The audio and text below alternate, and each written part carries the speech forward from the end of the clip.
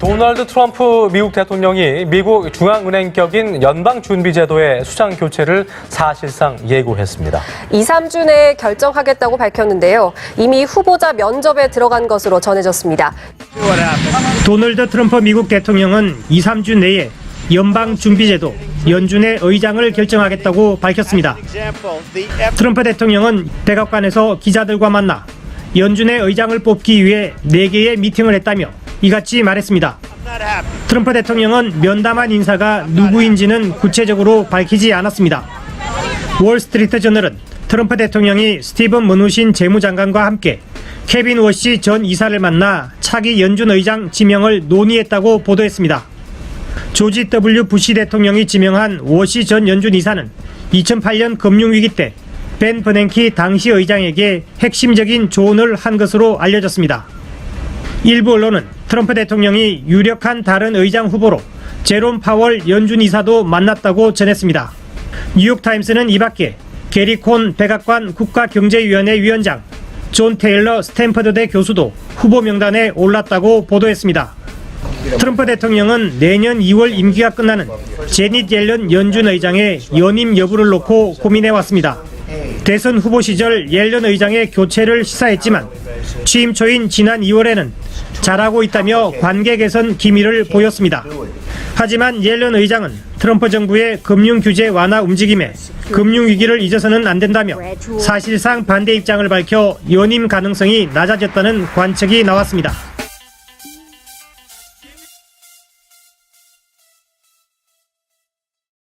자, 먼저 첫 번째로 살펴볼 이슈는요.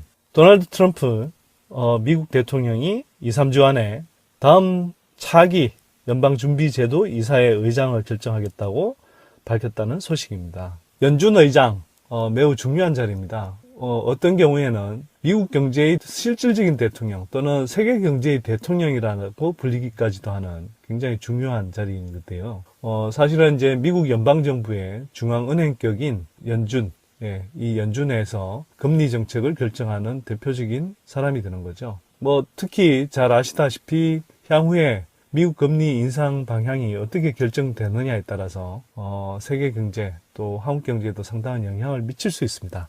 그래서 우리도 주목해야 되는 내용인데요. 트럼프가 최근 백악관에서 기자들을 만나서 연준 의장을 뽑기 위해서 여러 차례 미팅을 했다 이렇게 밝히면서 2, 3주 안에 차기 연준 의장을 결정할 거다 이렇게 이야기했습니다. 2, 3주 안이라고 하면 한국 날짜 기준으로는 대략 10월 보름 또는 그러니까 10월 15일 또는 한 20일 전후 정도까지는 차기 의장을 결정하겠다는 거겠죠. 자, 트럼프 대통령이 그러면 누구를 후보로 꼽고 있느냐 한번 살펴보면요.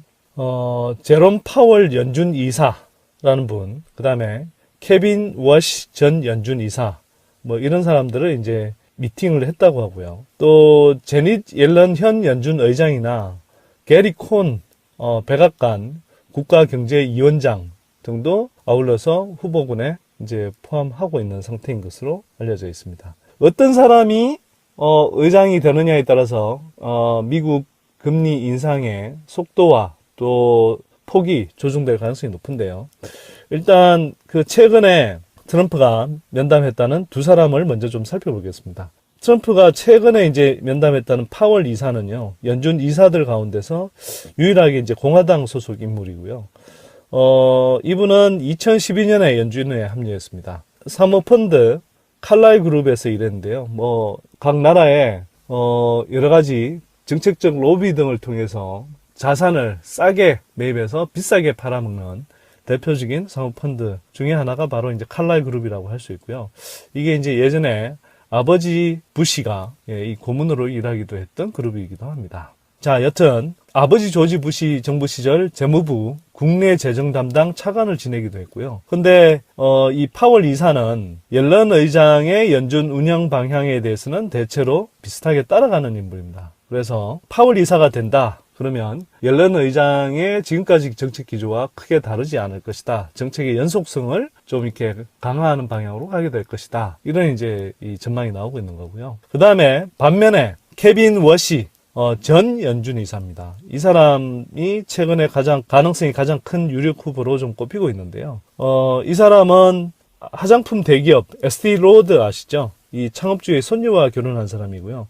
장인 로널드 로드는 트럼프 대통령의 친구이자 이제 조언자로 많이 알려져 있는 사람이죠. 이 워시 전 이사는 오바마 대통령 이전 그 아들 부시 대통령에 의해서 2006년 당시 35세에 최연소 연준 이사로 임명된 사람입니다. 2008년 금융위기 당시 연준 이사를 지내면서 벤 브랭키 의장의 핵심 조언자 역할을 했고요. 그런데 이 사람은 옐런 현 의장에 비해서는 매파로 분류되면서 신속한 금리 인상과 양적 완화 축소를 주장했습니다. 이 사람이 한편으로는 왜 유력하게 꼽히고 있느냐? 도널드 트럼프 대통령이 대선 공약 기간 중에 오바마 행정부를 공격하면서 이렇게 말했습니다. 오바마 행정부가 경기 부양을 위해서 실제로 필요한 이상보다 매우 천천히 느리게 금리 인상을 진행하고 있다. 이렇게 이제 비판을 하면서 그 당시 발언상의 의미로 보자면 향후에 미 연준이 조금 더 금리 인상 속도를 높일 수 있도록 하겠다는 것처럼 이야기를 한 바 있거든요. 그런 의미에서는 워시 전 이사가 상당히 그렇게 말했던 방향이 좀 부합하는 인물이 아닌가 이렇게 이제 좀 판단해 볼 수 있을 것 같고요. 자, 그럼에도 불구하고 옐런 현 의장과 또 게리 콘 백악관 국가경제위원장도 여전히 고려 대상이 되고 있습니다. 옐런 의장 잘 아시는 것처럼 벤 브랭키 전 의장의 바톤 터치를 이어받아서 임기를 수행하고 있는데요. 보통 연준 의장의 임기는 4년 만에 끝납니다. 그래서 내년 2월에 임기가 끝나는데요. 이 임기가 끝나는 상황에서 트럼프의 오케이 사인을 받으면 다시 4년을 더 이어가게 되는 셈인데 지금 트럼프가 보이는 행보로 봤을 때는 아무래도 연임의 성공 가능성은 조금 낮아 보입니다. 하지만 제닛 옐런 의장 동안에 이런저런 비판이 있었음에도 불구하고 대체로 큰 대가 없이 그러니까 양적 완화를 축소하고 금리 인상의 방향으로 전환하는데 성공했다 이런 평가를 받고 있죠. 그래서 트럼프가 그럼에도 불구하고 옐런 의장을 가겠다고 할 때는 결국은 자기가 좀 신뢰하고 좀 더 자기가 입김을 미칠 수 있는 그런 사람으로 바꾸겠다 이런 뜻이 아닌가 싶습니다. 제닛 옐런 현 의장에 이어서 또 거론되는 사람이 게리 콘 국가경제위원장인데요. 대통령 참모 그룹의 우두머리라고 할 수 있는 사람이죠. 이 사람은 그런데 도널드 트럼프 대통령이 백인 우월주의 옹호 발언을 계속 내놓자 좀 관계를 멀리한 사람입니다. 그래서 이 사람이 차기 의장이 될 가능성은 상대적으로 좀 낮아 보입니다. 자, 어쨌거나 여기까지 보신 것처럼 어떤 사람이 차기 미 연준의 의장이 되느냐에 따라서 금리 정책의 기조, 또 속도, 폭 이런 것이 상당히 달라질 수 있기 때문에 주목을 해야 될 것 같고요. 그래서 10월 15일 또는 20일 전후 정도까지 한번 기사를 살펴보시는 게 좋을 것 같습니다. 지난달 제조업, 서비스업 생산이 소폭 올랐지만 건설업이 부진하면서 전체 산업 생산은 7월과 같은 수준에 그쳤습니다. 건설 투자는 급감하고 소비도 석 달 만에 다시 움츠러들었습니다. 지난달 스마트폰 신제품 출시를 앞두고 반도체와 전자부품 생산이 크게 늘었고 수출 호조도 이어졌습니다. 제조업이 받쳐준 덕에 전체 산업 생산은 7월과 겨우 같은 수준을 유지할 수 있었습니다. 하지만 경기 버팀목인 건설업에 적신호가 켜지고 있습니다. 신규 주택 수주 실적은 나쁘지 않지만 도로나 교량 등 토목공사 수주가 대폭 감소했습니다. 이번에 SOC 예산이 크게 줄면서 정부 발주 공공공사가 감소했기 때문입니다. 설비 투자도 두 달 내리 부진하며 회복 기미가 나타나지 않고 있습니다.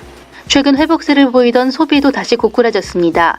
여름철 무더위와 장마 탓에 반짝 잘 팔렸던 가전제품 판매가 다시 줄어든 탓입니다. 불규칙한 날씨 때문에 채소값 등 밥상 물가가 오르면서 소비 심리가 위축된 영향도 있습니다. 정부는 수출 호조가 이어지고 본격적으로 추경 효과가 나타나면 3% 성장 달성엔 무리가 없을 것으로 보고 있습니다.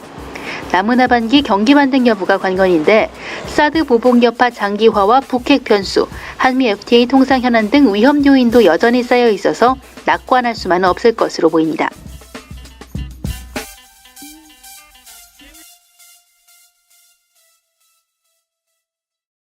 자, 이번에는 한국 경제의 전반적인 상황에 대해서 좀 살펴보고 있습니다. 여러 언론에서 한국 경제의 각종 상황을 나타내는 지표들이 부정적인 흐름을 보이고 있다고 이제 많이 기사가 나오고 있는데요. 이 흐름이 어떤 측면에서 생겨나고 있는지 좀 짚어보도록 하겠습니다. 자, 우선 어떤 지표들이 나빠지고 있는지 한번 좀 살펴볼게요. 일단 8월에 그 생산 소비 투자 지표가 이제 발표가 됐는데요. 일단 그 사드 배치 여파 때문에 여행 수지 적자가 9개월 연속 이제 뒷걸음질 치고 있고요. 그러면서 또 산업 생산, 그러니까 8월에 산업 활동 동향을 살펴보면요. 소매 판매가 줄고 또 공사 실적을 의미하는 건설 기성 모두 마이너스로 돌아왔었습니다. 또 한편으로는 경제 수요를 나타내는 대표 지표인 이런 소매 판매나 설비 투자 또 건설 기성 이렇게 전달보다 마이너스 성장을 한 것은 2016년 9월 이후 처음이라고 하는데요. 지난달 전체 산업 생산 증가율도 0%입니다. 이런 식으로 보면 정부의 파리 부동산 대책 영향으로 건설 경기가 위축되면서 건설 선행 지표인 건설 수준은 1년 전보다 감소한 걸로 3.4% 감소한 걸로 이렇게 나타났습니다. 이처럼 각종 경제 지표가 부진한 데서 볼 수 있듯이 한국 경제의 지금 어려운 상황은 사실 여러 가지 복합적인 원인이 작용하고 있습니다. 일단 먼저 생각해 볼 수 있는 게요. 뭐 앞에서 파리 부동산 대책 이렇게 말씀을 드렸습니다만 파리 부동산 대책의 방향은 기본적으로는 옳은 방향입니다. 당연히 거기에 따라서 박근혜 정부 때 빚내스 집사라 정책으로 이렇게 떠받쳤던 부동산 경기 또 건설 경기 일정하게 가라앉을 수밖에 없고요. 그것은 현 정부의 문제 또는 잘못이라기보다는 박근혜 정부에서 너무 지나치게 건설 경기에 의존했던 것을 지금 조정해가는 단계다 이렇게 보시면 될 것 같습니다. 그 상황에서 나타내는 이제 건설 기성의 감소 또 소매 판매 부진이 일정하게 이어지고 있는 거고요. 왜냐하면 소매 판매가 부진해지는 것은 한편으로는 가계부채를 손쉽게 빚을 빌릴 수 있도록 했다가 그것을 억제하는 방향으로 가게 되면 그와 연결되어 있는 가계의 당장의 소비 여력이 줄어들기 때문에 당연히 소매 판매도 일정한 시점 동안은 줄어드는 조정기를 거칠 수밖에 없습니다. 그게 이제 사실상 지금 경제 지표상의 변화로 나타나고 있는 거라고 보여지고요. 그렇다고 우리가 박근혜 정부 말기인 2016년 4분기 때처럼 건설 투자가 경제 성장률에 기여하는 부분이 약 75%에 이르는, 즉 경제 성장의 4분의 3 정도가 건설 경기에 의해서 일어나는 이런 상황을 계속 지속할 수는 없습니다. 자, 그런 의미에서 지금의 일정한 경기 위축은 불가피한 측면이 있는데요. 그럼에도 불구하고 지금 나타나는 경제 흐름에서 좀 불안한 부분들이 많이 있습니다. 먼저 지금 그나마 경기를 끌고 가고 있는 것도 몇 가지 그 산업 부분에 좀 국한되어 있다는 건데요. 저희가 낙검사에서 과거와 다르게 국내 주력 업체들이 활발한 성장기보다는 정체 또는 쇠퇴기에 접어든 측면이 많이 있다 이렇게 말씀을 드렸는데요. 지금 그런 현상들이 여전히 강하게 나타나고 있습니다. 수출 부문을 보면요. 반도체나 디스플레이, 그 다음에 석유화학 업종 이런 몇 개 업종을 제외하고는 사실 전반적으로 굉장히 이제 침체되어 있는 상황인데요. 반도체나 디스플레이, 석유화학 이런 쪽에 수출이 크게 늘어나면서 전반적으로 무역 수지도 늘어나고 산업 생산도 그나마 양호하게 나타나는 그런 이제 그 모습을 보여주고 있습니다. 근데 반도체 하나만 따지더라도 수출에서 차지하는 비중이 16% 정도 되는데요. 반도체 경기 정도를 제외하면 지금 수출을 비롯해서 생산 여러 부분에서 지금 경기가 그렇게 좋지 않은 모습을 보이고 있습니다. 그럼 반도체가 활발하게 수출이 된다고 해서 국내 경기에 크게 보탬이 되느냐? 그 자체만 보면 물론 뭐 생산이나 여러 가지 부품 제공업체들에는 수혜가 가겠지만 직접적으로는 큰 혜택이 일어나지 않고 있습니다. 단적으로 삼성전자는 2016년에 반도체 부문에 13조 원을 투자했는데요. 지난 1년간 반도체 부문에서 늘어난 직원은 650명에 불과했습니다.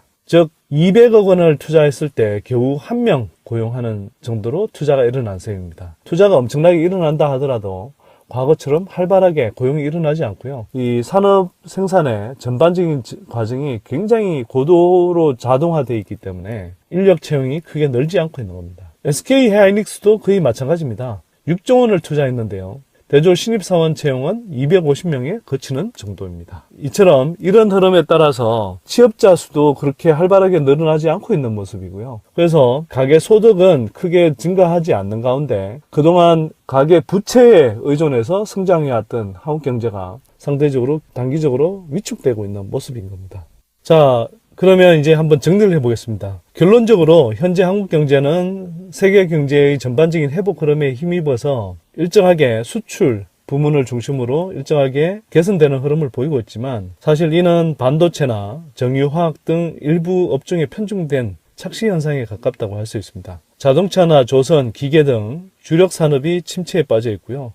또 고용이라든지 가계소득, 가계지출과 관련된 민생 관련 지표들, 또 내수와 관련된 지표들은 역시 부진한 모습을 보이고 있습니다. 더욱이 반도체 등 특정 산업에 대한 한국 경제의 의존도가 지나치게 높아지면요, 오히려 경제 전반에 불확실성을 키우는 요인으로 작용할 수도 있습니다. 또 한편으로는 성장률 전망도 그리 밝지는 않습니다. 정부는 여전히 3%대 성장이 가능하다 이렇게 이야기하지만 올해 상반기 1분기, 2분기까지의 경제 성장률이 대략 연으로 환산했을 때 한 2%대 중후반 정도에 그치는 걸로 이렇게 볼 수 있고요. 그렇다면 하반기에 3%대 초중반의 그런 성장률을 나타내야 3% 수준의 경제 성장률을 달성할 수 있는데 지금 상황, 우리 눈앞에 펼쳐지는 상황을 보자면 사실 그렇게 녹록한 상황이 아닙니다. 여기에 더해서 사드 보복, 북핵, 한미 FTA 폐기 등 대외 리스크가 여전히 남아있죠. 그런데 여기서 이제 좀 주의가 조심해야 되는 것, 또 문재인 정부가 주의해야 하는 것은 뭐냐 하면 끈기 있게 버티기, 정신이 좀 필요한 대목이라고 저는 생각합니다. 앞서 본 것처럼 한국 경제는 이명박 박근혜 정부를 거치면서 굉장히 망가졌습니다. 특히 단기 부양책 위주의 땜질식 처방으로 또 한편으로는 가계부채를 급증시키면서 소득을 증가시키기보다는 부채에 기반해서 성장을 지속해왔습니다. 그런 과정에서 한국 경제 전반에 골병이 들어있고요. 소득 양극화, 자산 양극화가 더욱 심해져 왔습니다. 이런 상황을 극복하기 위해서는 단기적인 대책으로 되지는 않습니다. 문재인 정부의 소득주도 성장론, 그 방향 자체는 올바른 것입니다. 물론 구체적인 속도와 또는 디테일 측면에서 보완해야 될 부분이 분명히 있습니다만 전반적인 큰 틀에서 소득주도 성장은 올바른 방향이라고 볼 수 있습니다. 과거와 다르게 계속 대기업들 위주로 낙수 효과를 바라고 정책을 시행해서는 대다수 중산층 서민 가게들이 살아가기 어렵습니다. 오히려 대다수 중산층 서민들이 살아나는 그런 정책 기조를 바탕으로 해서 소득주도 성장을 펼칠 때 그 방향이 전반적으로 한국 경제의 온기를 되살리고 한편으로는 대다수 중산층 서민들이 넉넉하게 편안하게 살 수 있는 그런 정책 방향이 되는 겁니다. 자, 또 이렇게 중산층과 서민들이 중심이 되는 소득주도 성장론을 펼쳐야 한편으로는 한국 경제가 지금 총수요 부족에 시달리고 있는데요. 총수요가 부족한 이유는 생산에 비해서 가게들이 소득이 없고 소비해줄 여력이 없기 때문에 생겨나는 현상입니다. 따라서 소득 여력을 확충해줘서 총수요를 확충해줄 때 경제도 좀 더 활발하게 건전하게 성장할 수 있는 겁니다.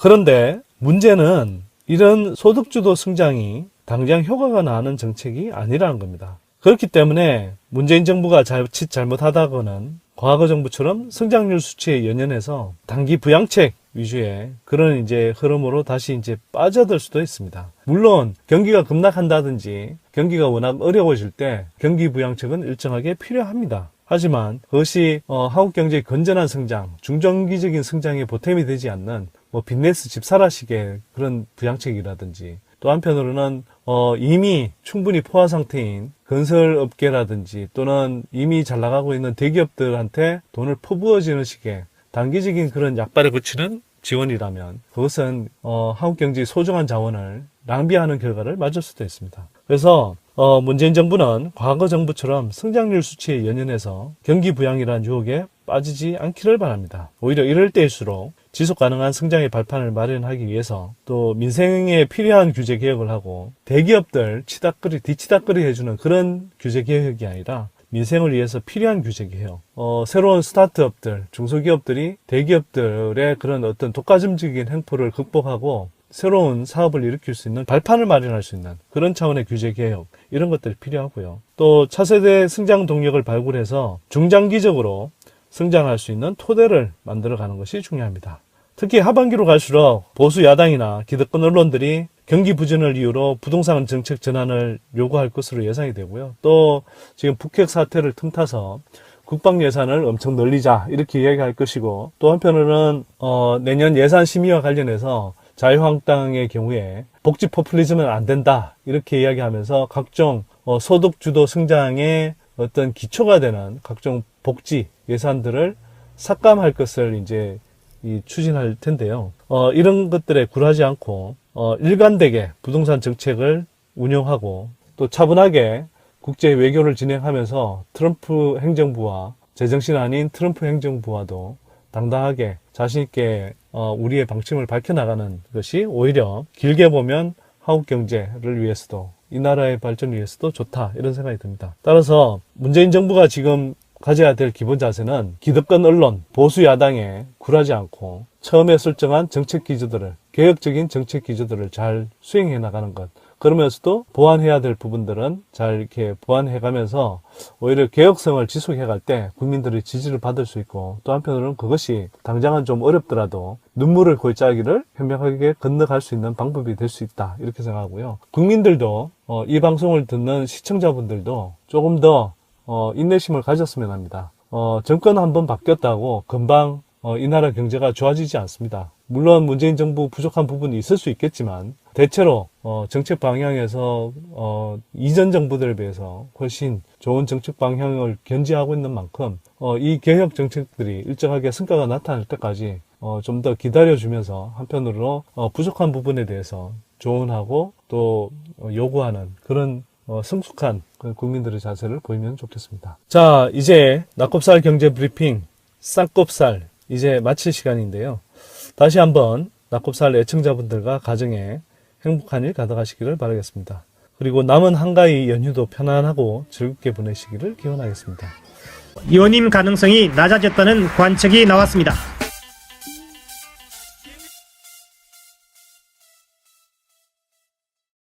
자, 먼저 첫 번째로 살펴볼 이슈는요.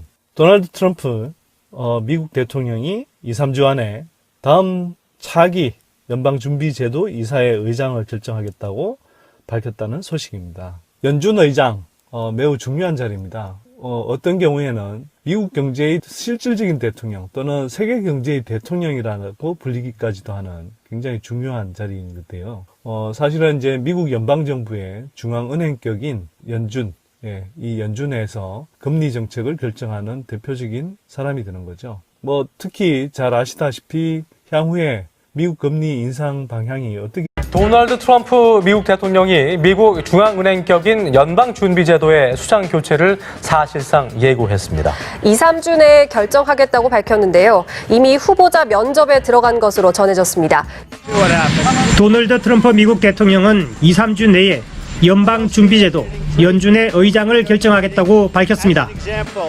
트럼프 대통령은 백악관에서 기자들과 만나 연준의 의장을 뽑기 위해 4개의 미팅을 했다며 이같이 말했습니다. 트럼프 대통령은 면담한 인사가 누구인지는 구체적으로 밝히지 않았습니다. 월스트리트 저널은 트럼프 대통령이 스티븐 머누신 재무장관과 함께 케빈 워시 전 이사를 만나 차기 연준 의장 지명을 논의했다고 보도했습니다.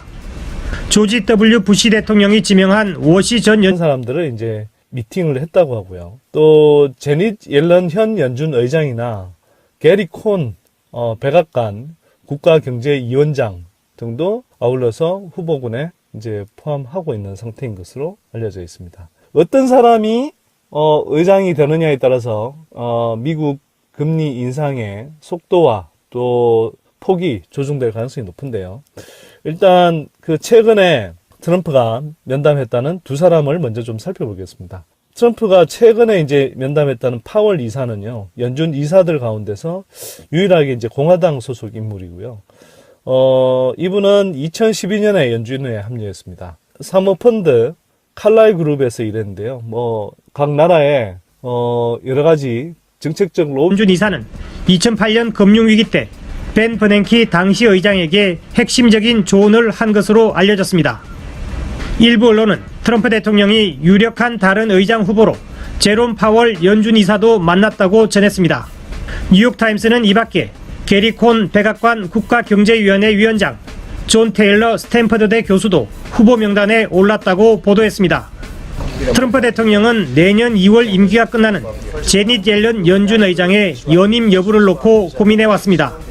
대선 후보 시절 옐런 의장의 교체를 시사했지만 취임 초인 지난 2월에는 잘하고 있다며 관계 개선 기미를 보였습니다.